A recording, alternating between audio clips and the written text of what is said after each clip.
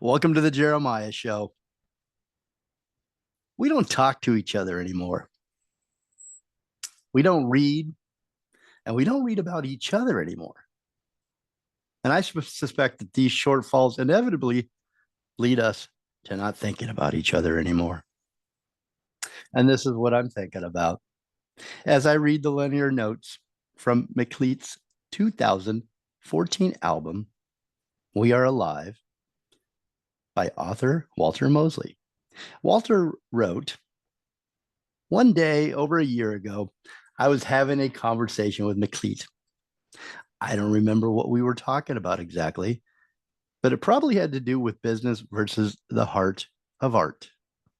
And out of nowhere, it seemed, she turned to me and said, 'You know, Walter, GPS satellites, between the theories of special and general relativity, run 36 microseconds faster than any earthbound clock each day.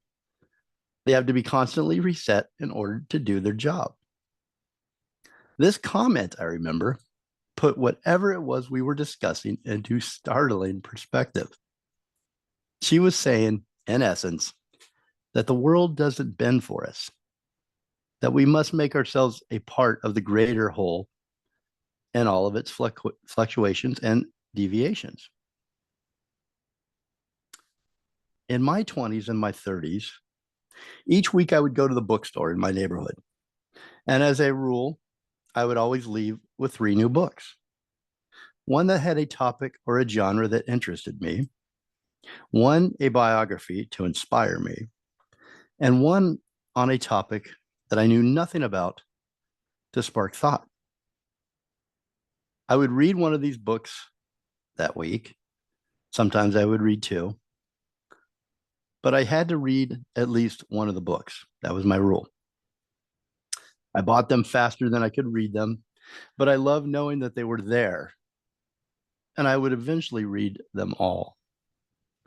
I would also read 3 to 5 newspapers each day. I had read that media icon Michael Ovitz did this so that he was versed on any topic for any conversation that he stumbled into. And I admired him, so I did this too. On Sunday, I would read the Los Angeles Times from front to back, skimming every article. I couldn't skip any. That was the rule. For me, a newspaper was a great way for me to learn about the worldwide events, culture, faraway cities, what was happening in the world. I read the film sections, the books, sports, and the art sections. For the new topics, for new subjects, or names that I couldn't easily remember or pronounce, I would read and reread them until they were stuck in my memory for recall if I needed. What I read and what I learned about the world would come in handy for my restaurant serving job in Santa Monica. The restaurant was near LAX, so that people would fly in from all over the world. And the seafood restaurant that I worked at was one of the first stops for them in California. When I found out where my guests were from, I usually had a question for them. And I had some knowledge of their town or their region, their politics, their art. This always opened the doorway to a quick friendship and great conversation. And most times they were impressed that I had taken an interest in them or where they were from. I used this same rule for music. Each week I would drive from Santa Barbara to Santa Monica for work and back again. I'd always choose to take the PCH up the coast. It was my favorite time of the week. Just me, a fast car, sunroof open, and the music cranked as loud as it would go. But before I left my destination city, I would always buy 5 CDs. 4 were artists that I knew, and 1 artist that I didn't know. This was the rule. I had an insatiable appetite to learn about people. I still do. All types of people. I had that same desire for music. My special guest today is Meklit. Meklit is an Ethio jazz singer-songwriter. Meklit would have been on my road trip list as one of the new artists and genres that I would discover. But instead, years later and present day, I discovered her through a PR person that I will forever be grateful to. So this morning I pressed play on Meklit's new album, Ethio Blue. I had no expectations. My mind was completely open.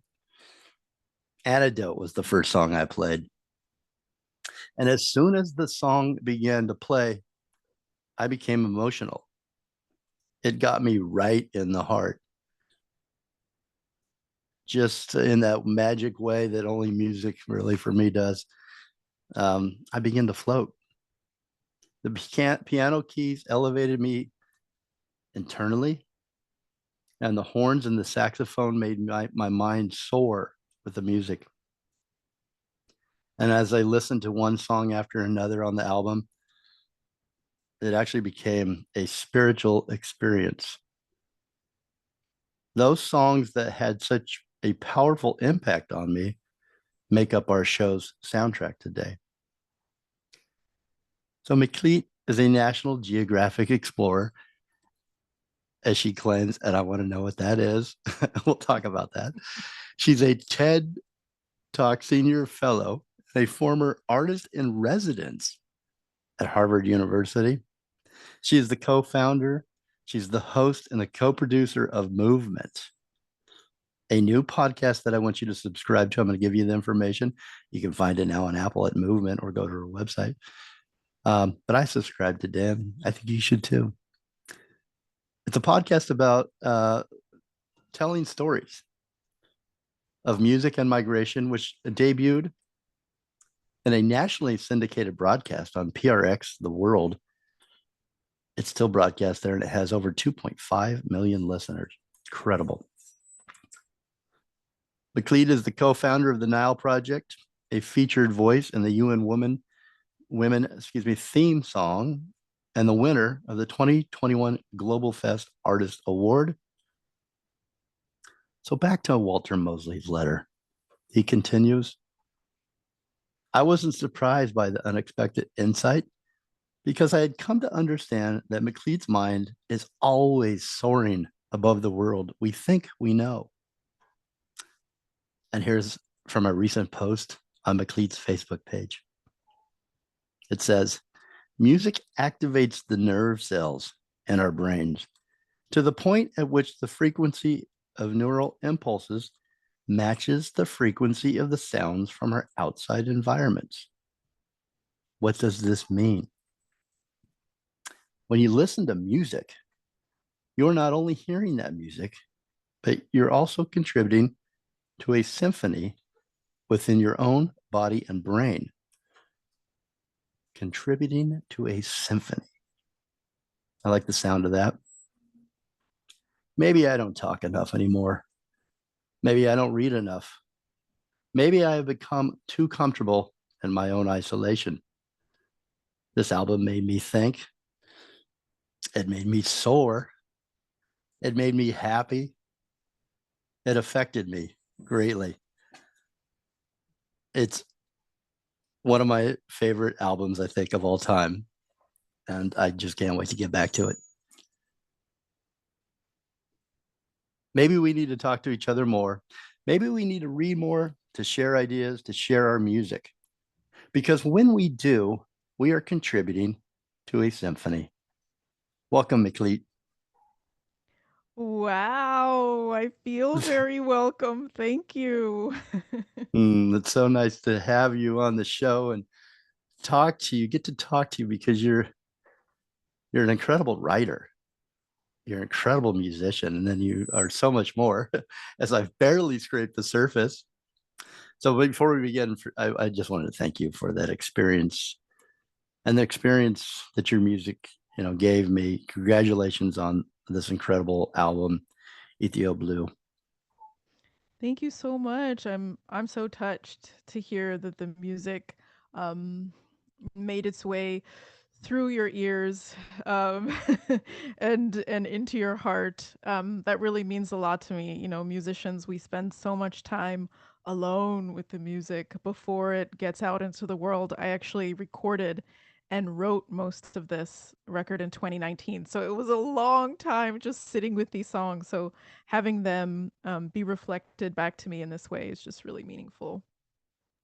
I imagine that it must be so strange to hear how it can affect people out there then and people that you sometimes may not even know. You know, ever you're never going to meet them, but it's you've changed them in some way. So thank you. How does this album speak for you? Like, what are you trying to say through the album? Is there an interpretation that's easy, or is it just for the listener to interpret on their own? Well, I think that I wrote this record feeling like mostly, as I said, in 2019. And at that time, I was looking around me and I was just feeling like, wow, people seem tired. They seem like they're carrying a weight or a burden.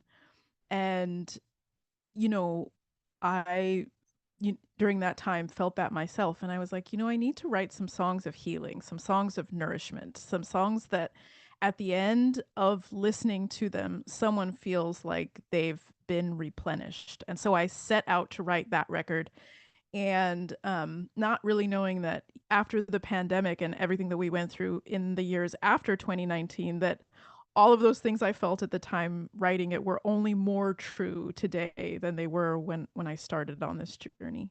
Yeah. It was almost a foreshadowing of life to come. And wow, you're right.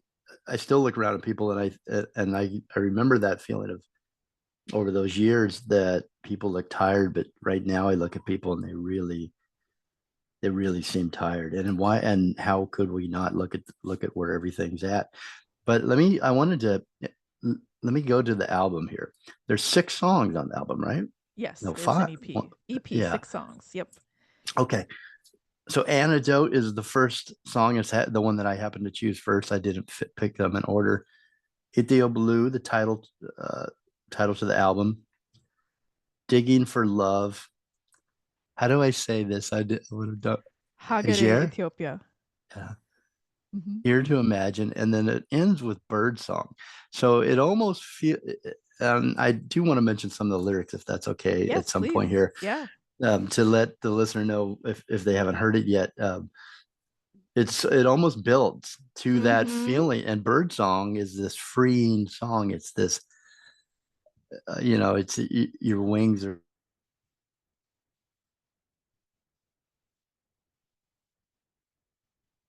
images, but the album definitely builds through that, right? It builds through Yes.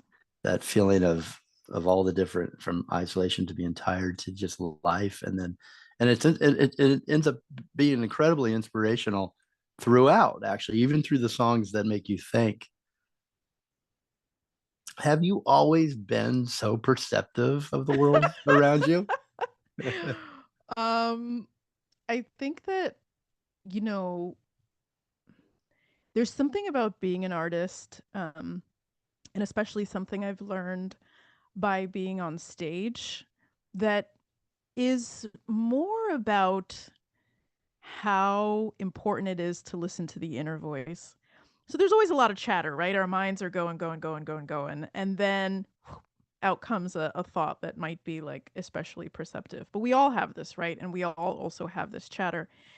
And then, being a performer, being on stage, I had to learn that the best thing I can do to make the most meaningful, impactful performances is not question the deep inner voice and just listen to it. And so that voice makes for incredible live show experiences. So the voice on stage will say things to me like, stand on that table.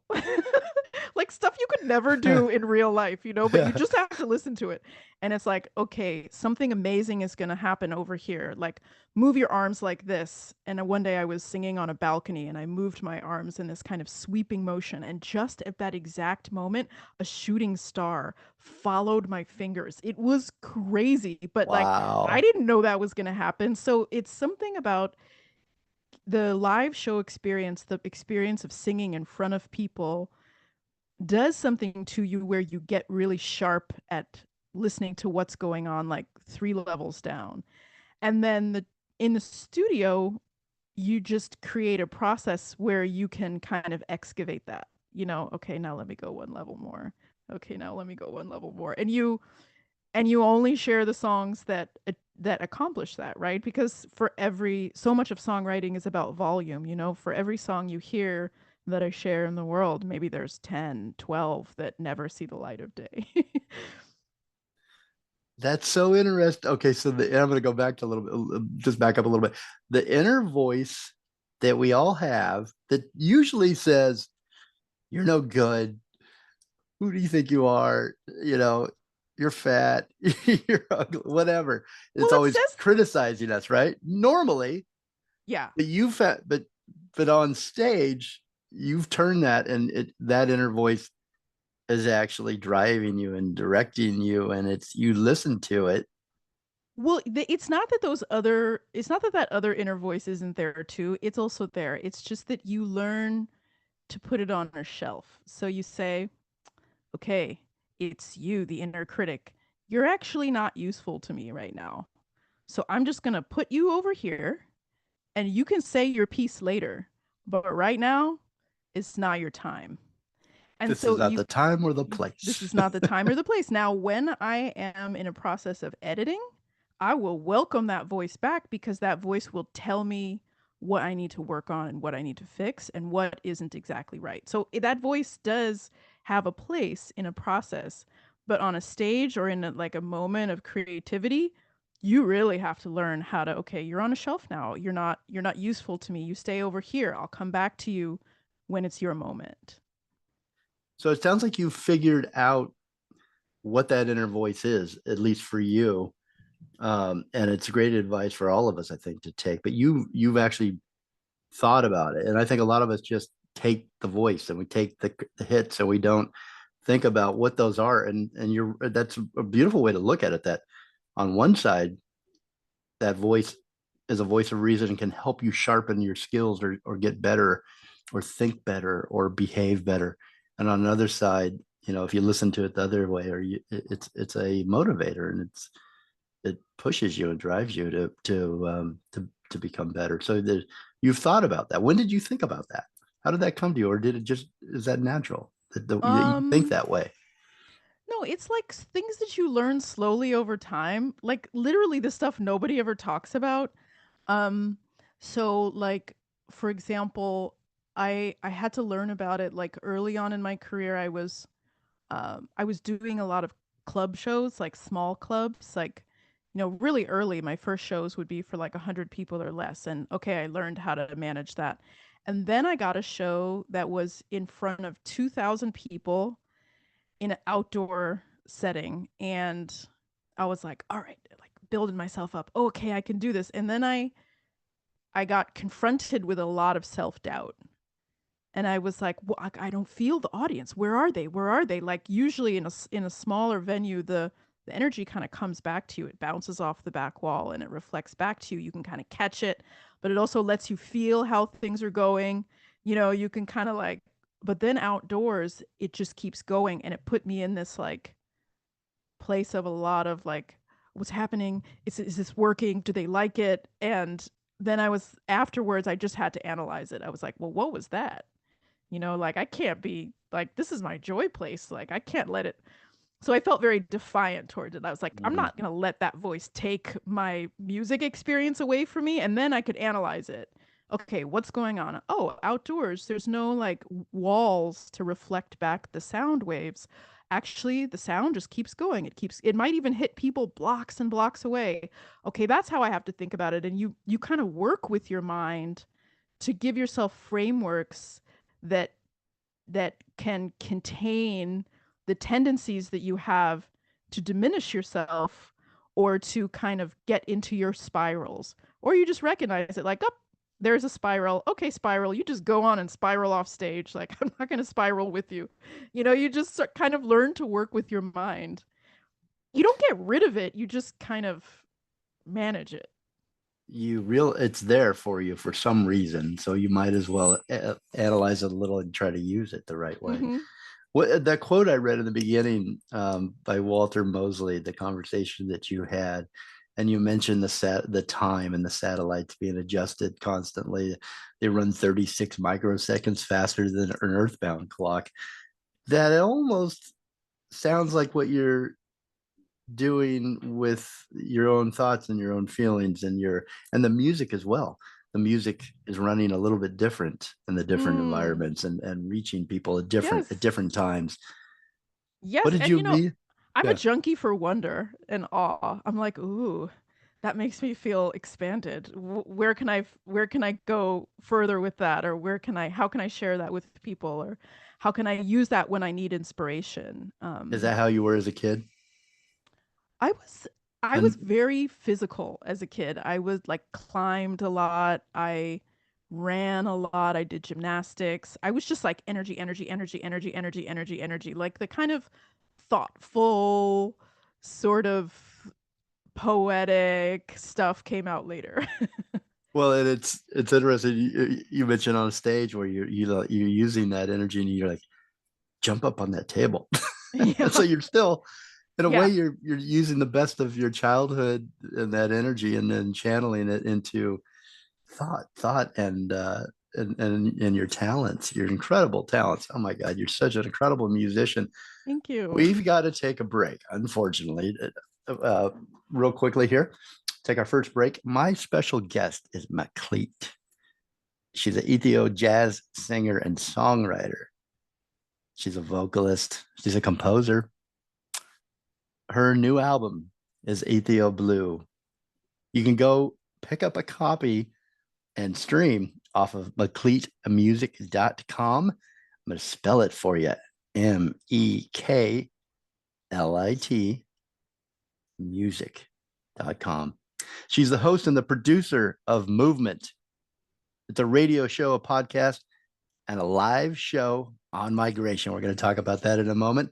She's a TED Senior Fellow and a NatGeo Explorer. You can subscribe to Movement Podcast on Apple Podcasts or through her website. That's how I did it. You can contact Meklit at meklit.music.com /contact Meklit. We'll be right back. And by the way, here is my the song I mentioned in the beginning there, Antidote. Enjoy.